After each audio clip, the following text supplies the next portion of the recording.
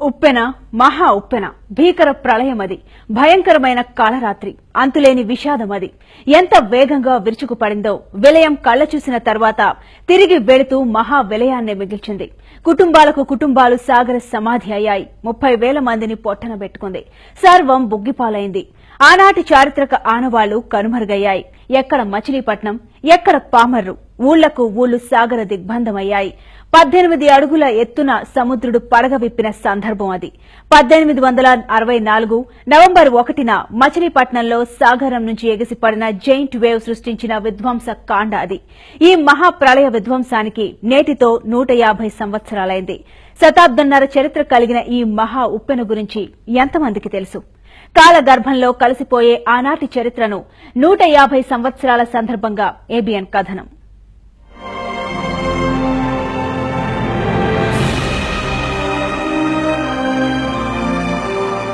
ప్రకృతి విపత్తులు వస్తుంటాయి, పోతుంటాయి, అపార నష్టాన్ని మిగుల్చుతాయి, విలయాన్ని సృష్టిస్తాయి.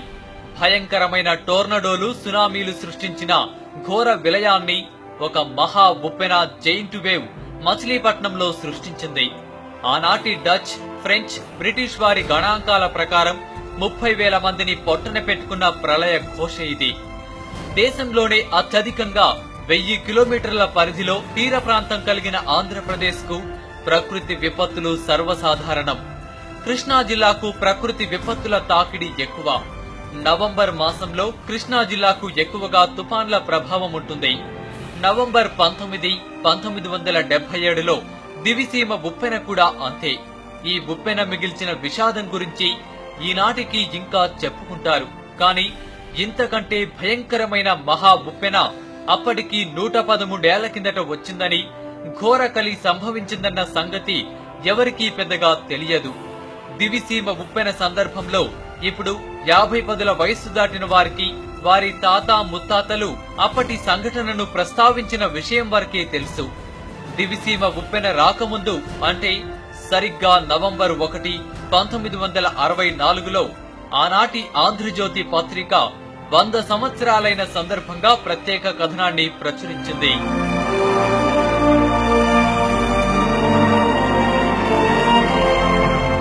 ఆనాటి జైంట్ వేవ్ రావటానికి ముందు సముద్రంలో కొద్ది రోజులుగా అలజడి నెలకొందట. సహజంగా తుఫాన్లు వచ్చేటప్పుడు, సునామీలు వచ్చేటప్పుడు సముద్రంలో అలజడిగా ఉంటుంది. అయితే అప్పట్లో సముద్రం వారం రోజులుగా అలజడిగానే ఉందట. వాతావరణంలో ఎలాంటి మార్పులు చోటు చేసుకోలేదు. ఎందుకు సముద్రం అలజడిగా ఉందో ఎవరికీ అర్థం కాలేదు. 3-4 రోజులకు బెంగాల్లో తుఫానొచ్చింది. సమాచార ప్రసార మాధ్యమాలు లేని ఆ రోజుల్లో బెంగాల్కు తుఫాన్ తాకుతున్న విషయం సామాన్య ప్రజలకు ముందుగా ఎవరికీ తెలియదు. ఆనాటి పాలకులైన ఈస్ట్ ఇండియా కంపెనీ వారికి తెలుసు. అప్పట్లో మచిలీపట్నం అధికారులకు కూడా దీనిపై సమాచారం అందింది.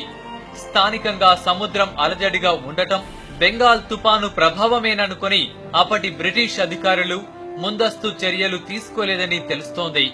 మచిలీపట్నం మత్స్యకారులు అప్పటికి 4-5 రోజులుగా చేపల వేటకు సముద్రంలోకి వెళ్లలేదు. ఆకలి కేకలు తట్టుకోలేక చాలా మంది ఆ తరువాత సముద్రంలోకి వెళ్లినట్టు సమాచారం.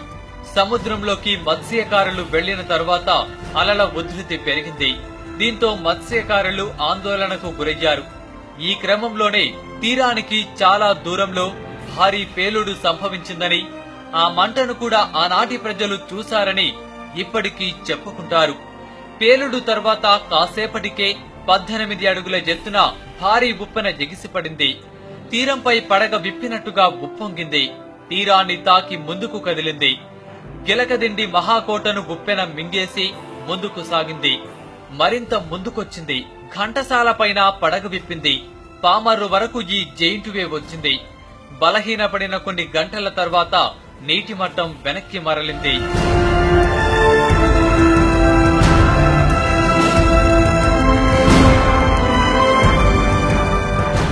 జైంట్ వేవ్ వచ్చిపోయిన తరువాత చూస్తే వల్లకాడు కనిపించింది. దుర్భేద్యమైన మచిలీపట్నం పరిధిలో గిలకదండి కోట 60,000 మందికి రక్షణ కవచంగా ఉండేది. జైంట్ వేవ్ తో 30,000 మంది సాగర సమాధి అయ్యారు. అప్పట్లో 2వ అంతస్తు భవనాలు చాలా తక్కువగా ఉండేవి. మొదటి అంతస్తు వరకు నీట మునిగింది. రెండవ అంతస్తులో ఉన్నవారు బతికి బట్టగలిగారట. మసులీపట్నం, అదే నేటి మచిలీపట్నంలో మృతి చెందిన వారిలో సింహభాగం మత్స్యకారులే. మత్స్యకారుల కుటుంబాలన్నీ కూడా సాగర సమాధి అయ్యాయి. వందలాది మంది సామాన్య ప్రజలు ప్రాణాలు పోగొట్టుకున్నారు. అప్పట్లో బ్రిటిష్, డచ్, ఫ్రెంచ్ కుటుంబాలు మచిలీపట్నం పరిధిలో నివసించేవి. ఆనాటి బ్రిటిషర్ల సమాధులు ఇక్కడ ఉండేవి. ఆనాటి బ్రిటిష్ పరిపాలనకు నిలువెత్తు నిదర్శనంగా నిలిచిన కోట జెయింట్ వేవ్ సాగర గర్భమైపోయింది. సమాధులు కొట్టుకుపోయాయి. 100 ఏళ్ల నాటి చర్చి నామరూపాలు లేకుండా పోయింది. అప్పటి బ్రిటిషర్ల క్వార్టర్స్ అన్ని సముద్రంలో కలిసిపోయాయి. వారి పిల్లలు కూడా మృతి చెందారు. మొండి గోడలతో దర్శనమిచ్చే కోట ఆనాటి వైపరీత్యానికి గుర్తుగా నిలిచింది. మత్స్యకారుల మృతికి చిహ్నంగా స్మారక స్తూపం ఒకటి ఇప్పటికీ ఉంది. సముద్రపు ఉప్పెన వచ్చే సందర్భంలో అంతులేని ప్రాణ నష్టం సంభవిస్తే తిరిగి సముద్రం వెనక్కు వెళ్లే సందర్భంలో ఆ శక్తికి ఇళ్లు కదిలిపోయాయి. చాలా వరకు ఇళ్లు వాటితోనే పోయాయి. మహా ఆస్తి నష్టం సంభవించింది. వేలాది మంది ప్రజలు సర్వం కోల్పోయారు.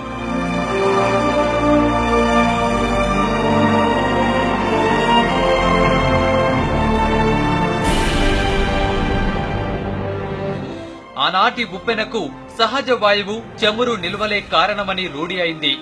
సముద్రంలో భారీ పేలుడు కారణంగానే సంభవించిందని అంటారు. కేజీ బేసిన్లో గ్యాస్ నిక్షేపాలు ఎలా ఉన్నాయో మచిలీపట్నం తీరం పరిధిలో కూడా సహజ వాయు, చమురు నిక్షేపాలు ఉన్నాయని తెలుస్తోంది. సముద్రం అడుగున భూమి పొరల్లో పీడనం వల్ల సంభవించిన పేలుడు అనంతరం ఉవ్వెత్తిన ఎగజిమ్మిన మంటల ధాటికి భూమి పొరలలో వచ్చిన మార్పులకు ఒక్కసారిగా సముద్రం కుదుపునకు గురై భారీ ఉప్పెనకు కారణమైందంటారు.